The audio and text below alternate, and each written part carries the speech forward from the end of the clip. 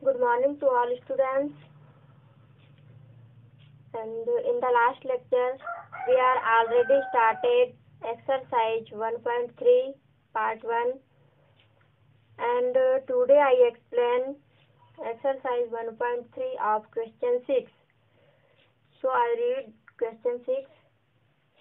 A certain freezing process requires that room temperature be lowered from 40 degrees Celsius at the rate of 5 degrees Celsius every hour. What will be the room temperature 10 hours after the process begins? That means एक room का temperature 40 degree Celsius है, जिसे हमें every hour 5 degree Celsius कम करना पड़ता है, okay, decrease करना पड़ता है 5 डिग्री सेल्सियस। सो ये जो प्रोसेस है ये 10 हावर्स तक हम करते हैं, ठीक है। 10 हावर्स तक हम ये प्रोसेस को रिपीट करते हैं। देन हम अब फाइंड करेंगे कि 10 हावर्स के बाद उस रूम का टेम्परेचर क्या होगा। So I explain this question solution. So look at here. Solve question 6.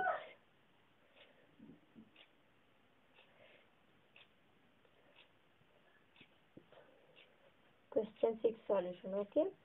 Given है हमारे पास, क्या गिवन है आप देखिए। Given present room temperature, present room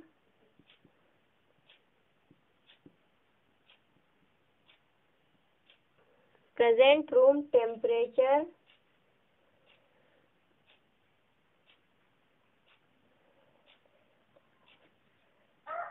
equal 40 degree Celsius. Then अब room temperature is decrease that means 5 degree Celsius decrease हो रहा था, okay. Decreasing the temperature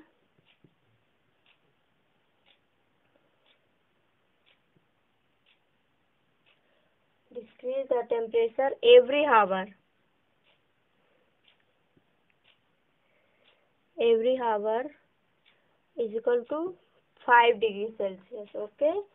Then room temperature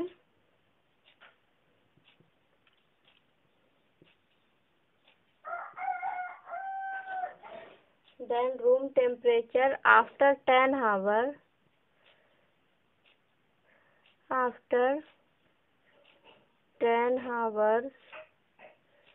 that is 40 degree Celsius plus 10 हावर तक हम ये process करते हैं। सो 5 degree Celsius 10 पर हावर 5 डिग्री सेल्सियस उसमें डिक्रीज करते जाते हैं, दैट मीन्स कम करते जाते हैं। सो 10 मल्टीप्लाई करेंगे 5 से, 10 multiply -5 because decreasing that means minus, subtract, okay, घटता है। 40 degree Celsius plus -50 degree Celsius, 40 degree Celsius -50 degree Celsius -10 degree Celsius, okay. So -10 degree Celsius is answer.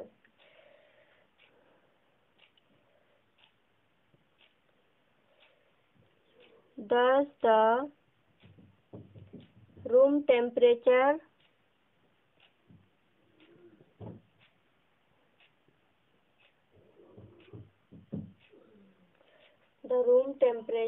after 10 hours is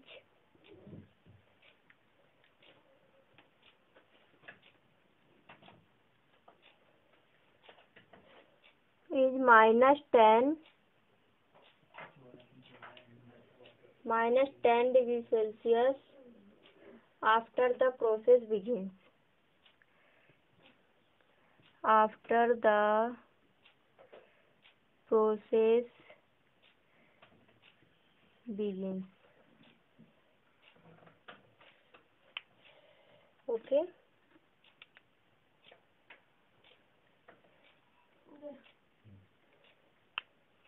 तो आप एक बार फिर देखिए। सॉल्व। गिवन, हमारे पास गिवन है प्रेजेंट रूम टेम्परेचर कितना था, 40 degree Celsius. Okay, 40 degree Celsius. Then per hour decrease per hour decrease करते थे हम, so 5 degree Celsius. Room temperature after 10 hours तक हम 5 डिग्री सेल्सियस रूम का टेम्परेचर डिक्रीज करते हैं। सो आफ्टर 10 आवर्स ये प्रोसेस 10 आवर्स तक ये प्रोसेस चलती है। देन हमको फाइंड करना है कि आफ्टर 10 आवर्स रूम का टेम्परेचर क्या होगा। सो 40 डिग्री सेल्सियस, 10 में 5 का मल्टीप्लाई, बट डिक्रीज हो रहा है, so -5 degree Celsius. 10 multiply -5 degree Celsius, so -50 degree Celsius. 40 degree Celsius -50 degree Celsius is equal to -10 degree Celsius is answer.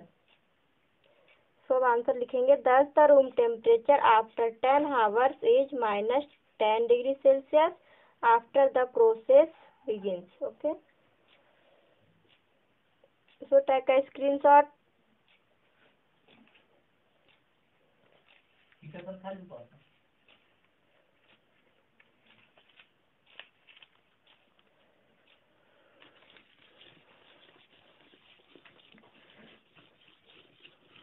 So students, then I explain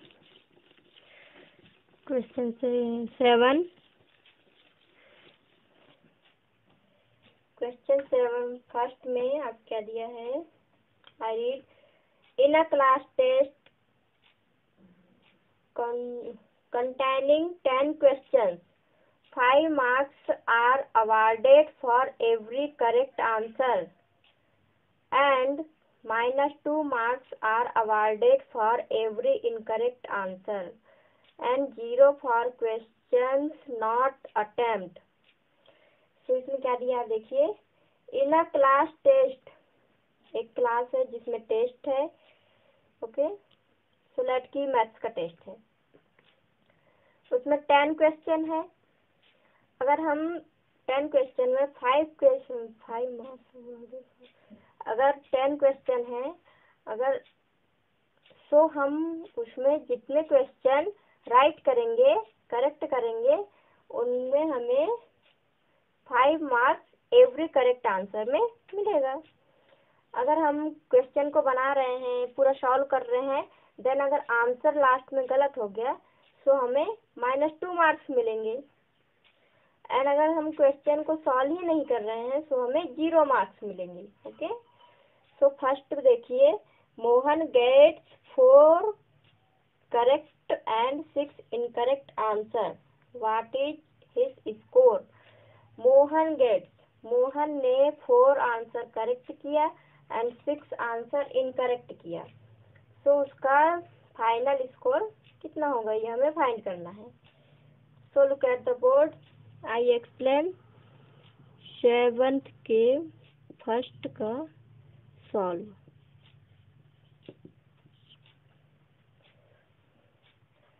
Mohan gets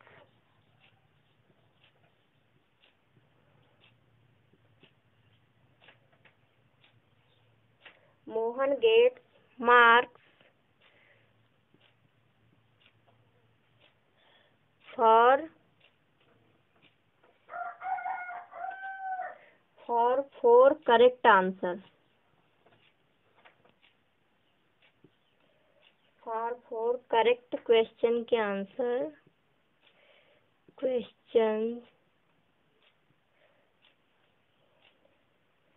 questions is equal to 4 multiply 5 is equal to 20.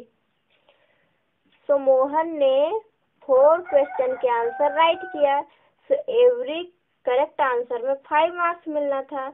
सो अब यहाँ देखिए, 4 multiply 4 question सही किया and 5 marks every question में, so 4 multiply 5 is equal to 20. Then he gets marks for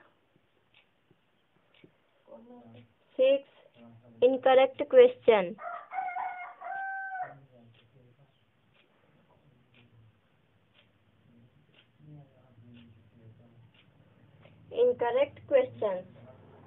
Incorrect question 6 incorrect question. Then marks कितना मिलना था, -2 incorrect question में, सो इक्वल टू 6 12 2 जा -12.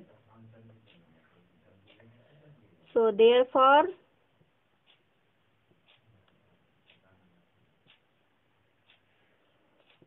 टोटल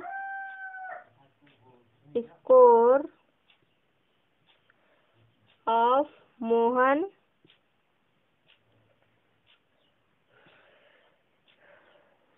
इसमें हम डायरेक्ट कर सकते हैं, हमने यहाँ फाइंड कर लिया है. So 20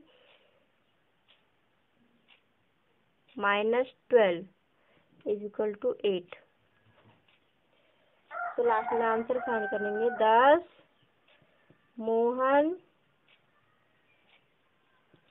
gets 8 marks in a class test.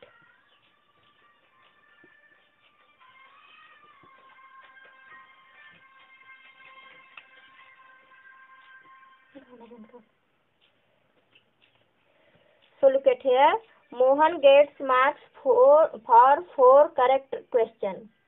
Mohan ने 4 करेक्ट क्वेश्चन किया है, जिसके लिए उसे एवरी करेक्ट क्वेश्चन में 5 मार्क्स मिले. So 4 multiply 5 is equal to 20.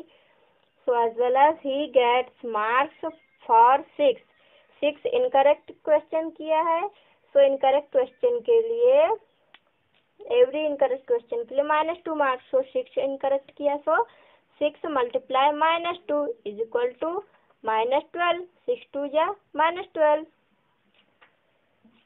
6 2 जा 12, दैट सिंबल माइनस है, सो -12.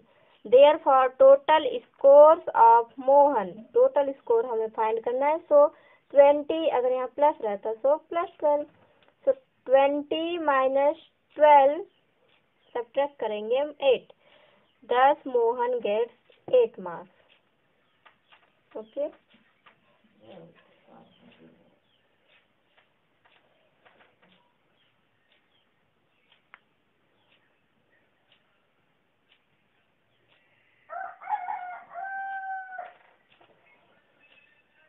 सो जो करेक्ट क्वेश्चन थे इनकरेक्ट क्वेश्चन थे, इनका हमने टोटल किया.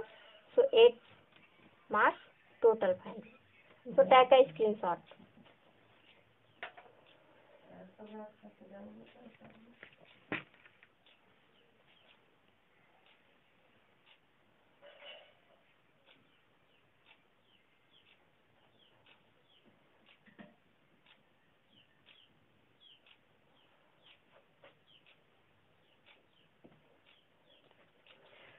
Then I explain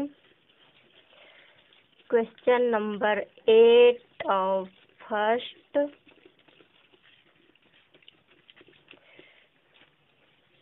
So firstly I read. A cement company earns a profit of ₹8 per bag of white cement sold and a loss of ₹5 per bag of grey cement sold. एक company है जो अगर white cement के bag को sold करती है तो उसे ₹8 का पर बैग में प्रॉफिट मिलता है. ओके. देन अगर वह ग्रे सीमेंट सोल्ड करती है तो उसे पर बैग में ₹5 का लॉस होता है. ओके. वाइट सीमेंट में उसे प्रॉफिट होता है एंड ग्रे सीमेंट में उसे लॉस होता है. तो फर्स्ट में दिया है the company sells 3000 bags of white cement. and 5,000 bags of grey cement in a month. एक महीने में 3,000 बैग वाइट सीमेंट के सेल करती है एंड 5,000 बैग ग्रे सीमेंट के सेल करती है. तो व्हाट इज द प्रॉफिट और लॉस? सो हमें फाइंड करना है प्रॉफिट होगा या loss. So look eight here 8 के फर्स्ट का solve. Given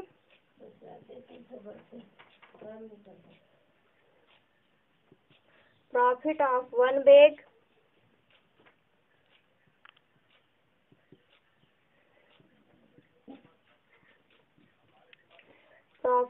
one bag of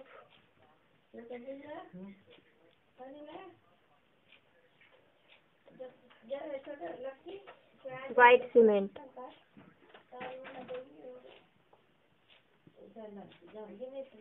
White cement equal ₹8. And then loss of one bag of grey cement में उसे लॉस होता है ₹5 का. Then profit on selling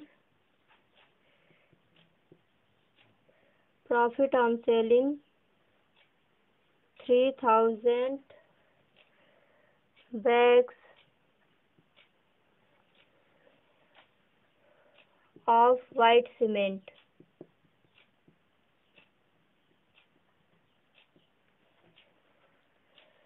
so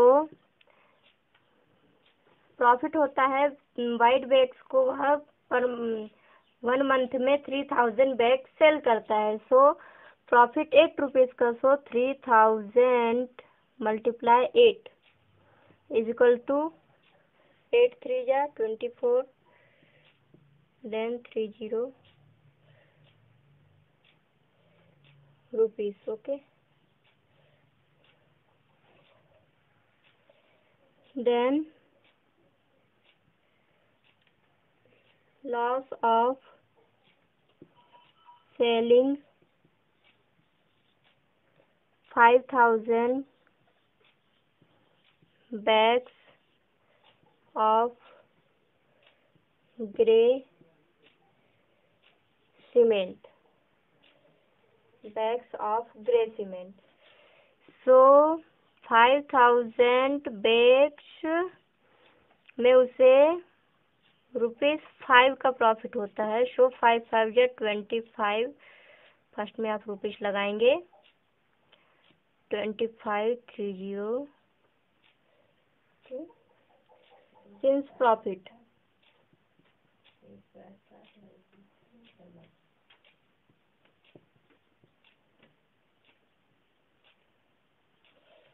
So we can see that 25,000 and 24,000. So 25,000 is greater than 25,000 से. Okay. So loss जो हो रहा है वो ग्रेटर है प्रॉफिट से. So profit is less than loss. So आप यहाँ तक नोट करिए फर्स्ट में. इसके बाद मैं बताती हूँ. So firstly take a screenshot.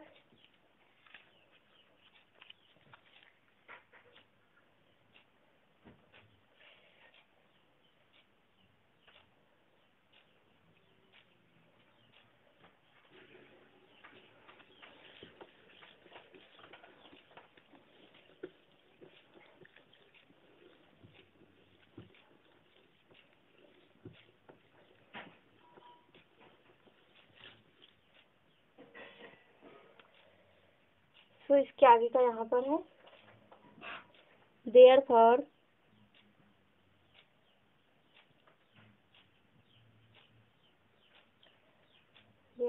his total loss total loss on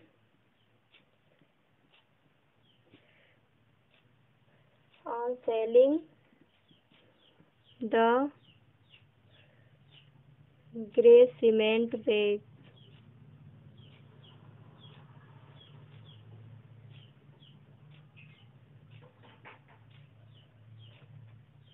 is equal to loss minus profit। सबने यहाँ तक देखा loss is greater than profit, से लॉस बड़ा है, सो हमें लॉस का टोटल निकालेंगे। ओके, जो जो हमें लॉस हुआ है हम उसमें प्रॉफिट करेंगे माइनस। ओके, माइनस करेंगे प्रॉफिट। सो लॉस की वैल्यू कितनी थी? 25,000 रुपीज़। 25,000 रुपीज़ माइनस 24,000 रुपीज़ सामने लगाएंगे आप, देन रुपीज़ 1,000 सब्ट्रैक्ट करेंगे, सो 1,000।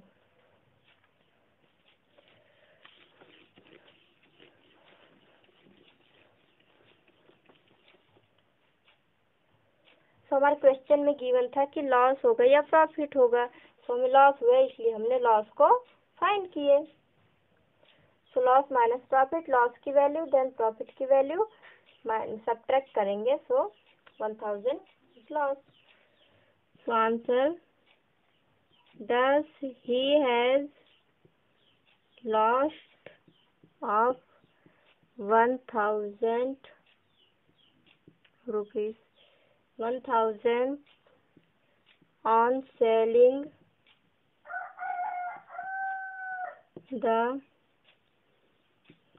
grey cement bags।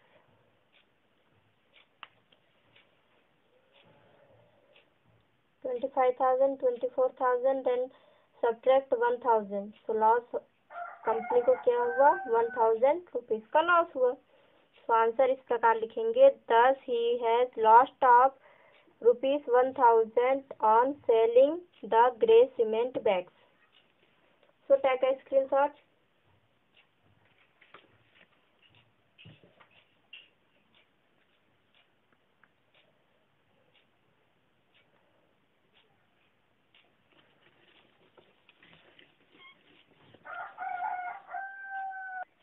So students, this is your homework exercise 1.3 के क्वेश्चन नंबर 7 का फर्स्ट मैंने समझा दिया आपको, second and third, and question number 8 का बी, एंड क्वेश्चन नंबर 9, और ये क्वेश्चन है page number 21 and 22। Okay, thank you.